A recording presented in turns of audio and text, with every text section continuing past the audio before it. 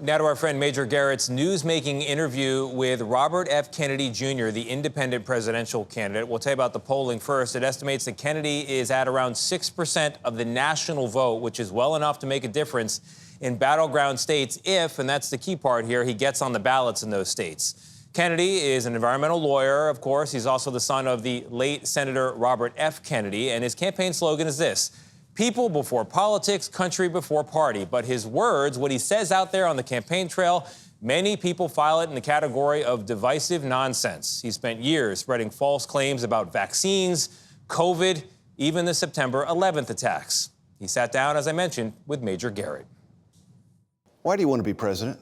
I feel like our country has gone off the rails. Both political parties have lost track of what America's supposed to look like. Since launching his campaign in April of last year, Robert F. Kennedy Jr. has cast himself as an anti-establishment option in a political universe dominated by corporate interests and compliant politicians who cling to power.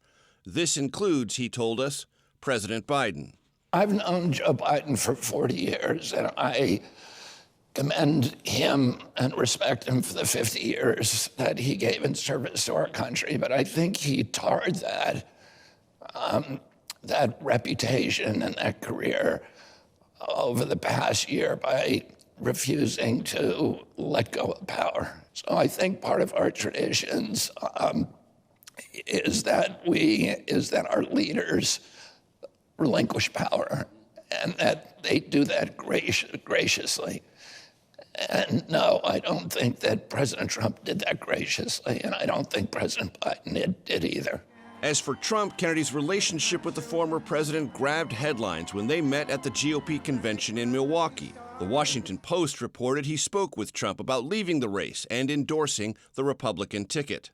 And this video of RFK Jr. on the phone with Trump shortly after the attempt on his life heightened the drama. I would love you to do so, and I think it'll be so good for you and so big for you, and we're going to win. Were you in those meetings prepared to end your campaign, endorse former President Trump, and accept a role in his administration? No. President Trump called me a few hours after the assassination. Was that ever any part of the discussion, those things I just described? I won't talk about exactly what we discussed because it would be a violation of trust. Kennedy's campaign now has Secret Service protection approved following the Trump rally shooting. It's a risk inextricably tied to RFK Jr., whose father and uncle were assassinated in the 1960s. He told us his team had previously been paying for security out of pocket. One reason, he said, the campaign is $3 million in debt.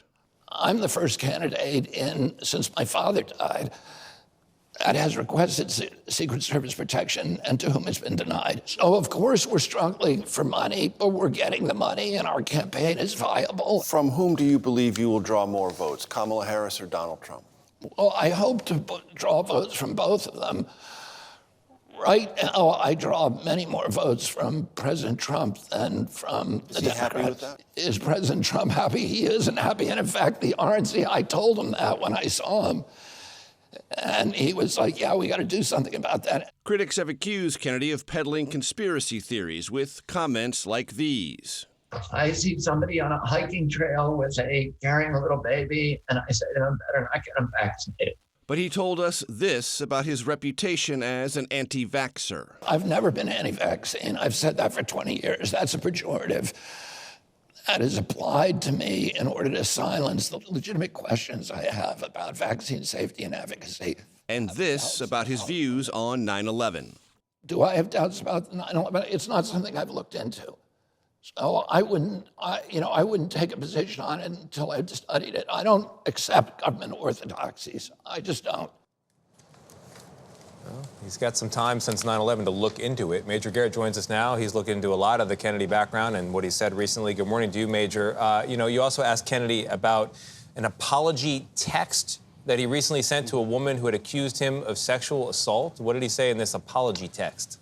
That's right, Tony. This arises from an article that appeared in the Vanity Fair magazine earlier this month. It talks about a woman named Eliza Cooney, who in 1998 was a part-time babysitter for Robert F. Kennedy Jr. and his family. She was 23 at the time, and she told Vanity Fair that Robert F. Kennedy Jr. on more than one occasion groped her and made her feel sexually threatened or sexualized.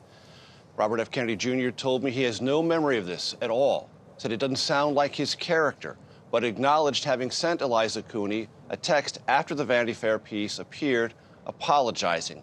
I asked Kennedy, is it possible you might have to apologize to other women? And I want to get this directly. He said, it's quite possible.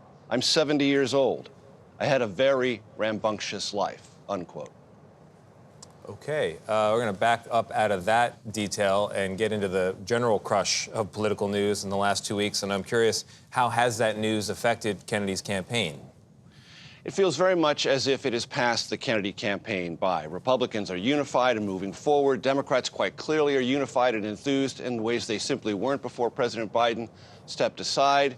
All of that has focused attention squarely on former President Trump and now the emerging presumptive Democratic nominee Kamala Harris. Robert F. Kennedy Jr. feels very much cast to the side. All right, Major, thank you very much. Appreciate it.